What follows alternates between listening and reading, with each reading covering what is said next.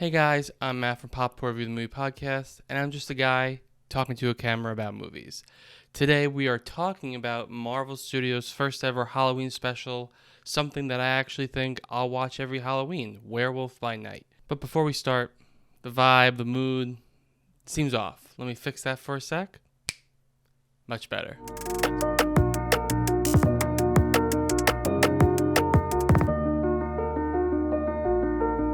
So as I said, Marvel Studios' first ever special presentation, whatever they want to brand it. It's their Halloween special. Their first of, I think, of many. I've read that they're actually taking developed projects at Disney Plus that were going to be shows and maybe doing special presentations for them. But I gotta say, I really enjoyed this special. I thought it was great. The cinematography, the directing, the music, the acting, the effects, both practical and visual, the production design, literally all of those things and probably more. I mean, but specifically those things were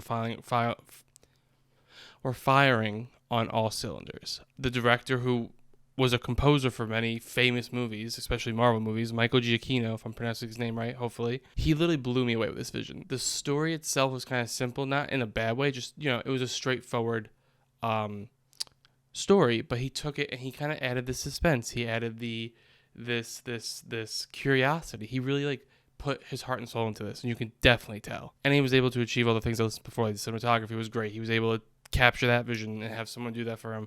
He was able to direct the actors and have them execute it perfectly. And he was able to come up with he was smart enough to be in a director being like, this all needs to be practical or it's not going to work, because it's an ode to Universal monster movies and stuff like that. Let me tell you, literally this pretty much could have been a Universal Studios monster movie. And he pulled double duty doing the score. And that score was just an added chef's kiss. It just fit the mood, it fit the vibe, the whole vibe, the whole aesthetic and the vibe to this special was so both amazing and just great. I guess it's the same thing, but it was both needed and great. And even though I said the story was simple, and like I said before, it wasn't a bad thing, but they really took it and they really elevated the simple story by having it kind of placed, it just dropped you right in there, and you kind of just started the story, and it kind of just lived on its own. And I mean, I'm not surprised that the writing was good, because it was just smart writing on a simple story, which I think is what you need for a simple story. You need smart writing for a simple story, because every little detail is shown and is criticized. So that's why it was, and I'm not surprised, like I said, because it was the writers of WandaVision, Moon Knight, and Hawkeye. I think two people, I'm not sure what their names were, but one of them wrote WandaVision, Moon Knight, and one of them wrote for Hawkeye. And those shows I thought were well written as well, so it wasn't a surprise to me. Because the normal thing to do for horror movies, like a human goes into something scary and there's monsters to deal with, and they twisted that on its head, and they did monsters going into something scary with all humans instead of the monsters. So the monsters were the humans and the humans were the monsters. And I thought that was just a very elevated way to tell some of these stories that have been done before back in the 30s and stuff like that, but tell it in a more creative way that they probably wouldn't have done back then. And I mean, I'm going to even give it more praise, but the aesthetic was so through and through. But I actually thought it was more monster movie vibes than I was expecting. The Marvel opener with the claw marks, and also with the electricity, Frankenstein, just the opening title card, Werewolf by Night, everything screamed authentic 30s horror movie. They really committed, and they had some kills, which I'm going to talk about and get into that in a second. But it just made me love it more, because you were really immersed. You were enticed from the moment you pressed play. Literally, the Marvel logo. They should do that for all the Marvel movies. Incorporate the style of the movie into that, because they do it a little bit, but not really. And this was the most I've seen it. And I think they really need to, because that they always say. I remember I was in screenwriting class. You got to captivate them within the first few pages or the first few minutes, and then you have to follow through and have a good story after that. I think you would lose some of the criticism. People say, oh no, all the Marvel movies are the same, blah blah blah. But yeah, if you look at some of these Werewolf by Night, Iron Man, Endgame, and Ragnarok, those are not the same movies. So the more you lean into these genres you're trying to do, like I think Marvel was always smart when they leaned into a genre, and they kind of stopped a little bit because it wasn't as like really diving deep into, like Captain America being a spy thriller. I think when you really lean into it and really go different, I think that's when you have more success. And I think even when they don't lean into as much, they're doing things creatively that I think are working, so that's why it's still fine. But I think you have that mixed with the aesthetic that you're trying to go for, like really hammered in. I think that's winning success every time, and that's what they need to do every single movie and every TV show and special going forward. And I actually hope they do. But I want to actually now, because I said it before, I want to get to the kills, because this movie I was shocked by how violent this was. I was not expecting that. I thought it was gonna be like a fun, like, oh, turn away when they kill, but no, they were fucking going at it. And I actually ranked them. So my number 1 kill was Rowessa Bloodstone, Elsa's stepmother, and how she was burned by Man-Thing. I think that was just like, whoa, and they didn't like hide away from it. And I think the black and white saved them. And they almost didn't do it in black and white. I'm so glad they did, because the black and white once again hammered in the theme and the aesthetic and stuff like that. But I think that also helped with the rating as well. And my next one would be Azarel, I think their name was, and that's the one where Elsa's fighting and literally like she just like slices her throat and then jams the knife into the head. That's when I was like, whoa, I was not expecting Marvel or something on Disney Plus to do that, but I guess Deadpool and Logan are on there now, so I mean it's the same thing. It was also like one of those like fun like horror movie moments where like, oh, you like have a like an actual like out loud reaction. The next one is then the same scene where the woman gets hit in the head with the sword. Brassos, who like she kind of like Elsa Bloodstone, the badass that she was, and I'll get to her in a sec, like tripped him and he like fell on the sword and killed himself that way. And then the next one was Lyorn, I believe his name was. I'm not sure. He's the first guy that dies in the show or in the special. Or no.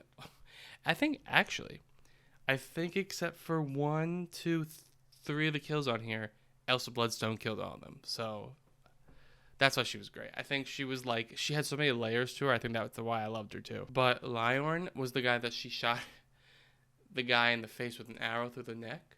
And like it was from his own arm when after she chopped it off. Jovan, and he was the guy that Man-Thing burned first.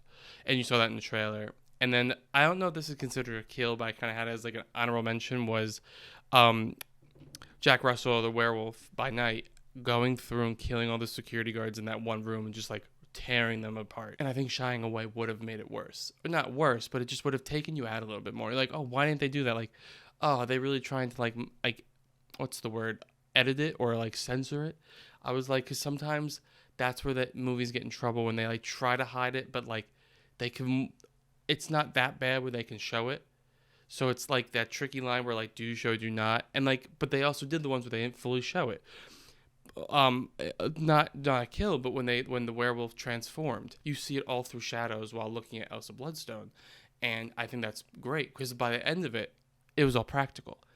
And also Man-Thing was all practical. So just seeing all these things really helped believe it, and see you weren't taken out. And that's what I'm trying to get at. You were never taken out of it, because they knew where to use practical and CGI, and they knew, they had it down pat. And speaking of, you know, practical and the monsters and all that, Man-Thing, like he was such a fan favorite for me. Gael Garcia Bernal as Jack Russell and Laura Donnelly as Elsa Bloodstone, I think they were both incredible as well. I think everything was, like I said, everything was firing on all cylinders.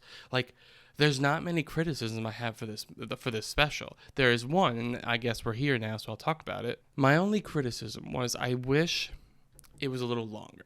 Like just like instead of being like 52 minutes, like an hour before the credit, not including the credits, because I think you needed just literally one more scene of Jack Russell to get him fully fleshed out and get to know him. And it's like you've been watching him your whole life, like Elsa Bloodstone was. Like to me, I thought they introduced her, and it's like I've been watching her in the Marvel movies forever. Like that's how like fleshed out she was.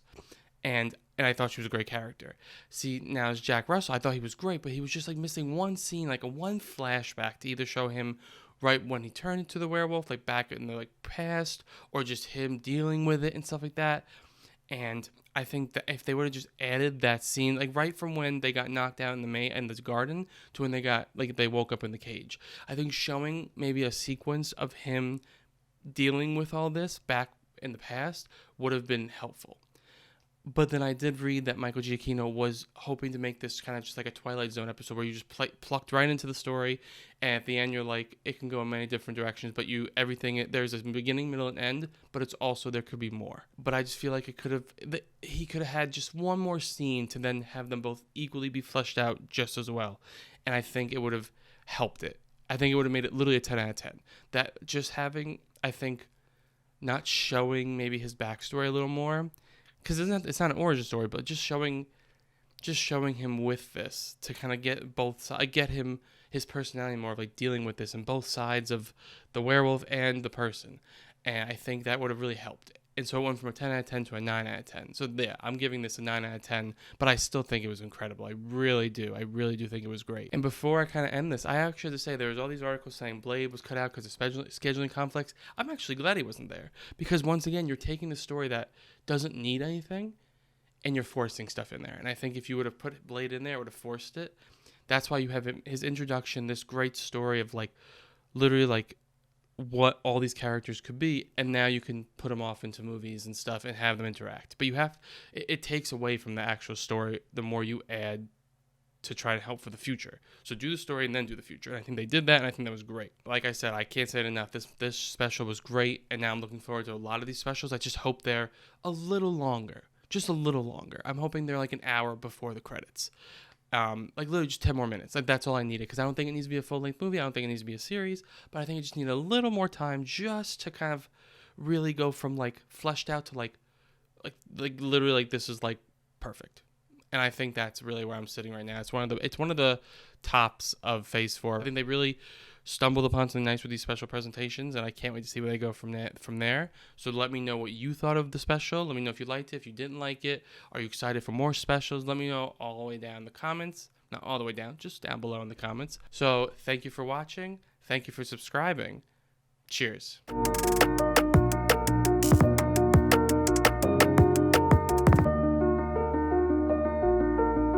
Whoa, post-credit scene.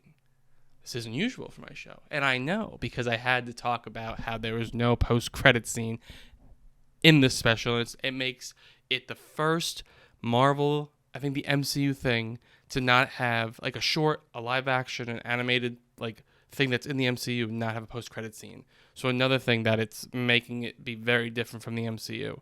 And so since that one didn't have a post-credit scene, I was going to have a post-credit scene just to mention that.